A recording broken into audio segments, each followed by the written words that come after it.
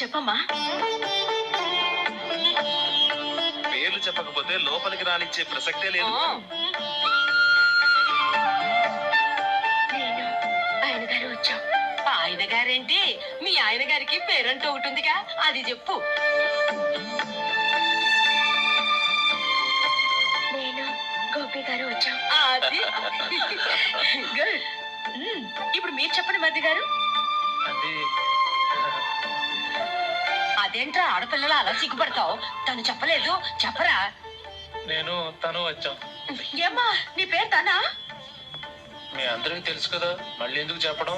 ఈ పప్పులే ఉడకం. మా చెల్లెలు చెప్పలేదు, మీరు చెప్పాలి. గౌరీ వదిలేవే. ఏం కుదరదు, చెప్పాల్సిందే. నేను సుమతి వచ్చాం. ఆగండి ఆగండి, పళ్ళెల్లో డబ్బులేసి వెళ్ళండి. ఇదిగా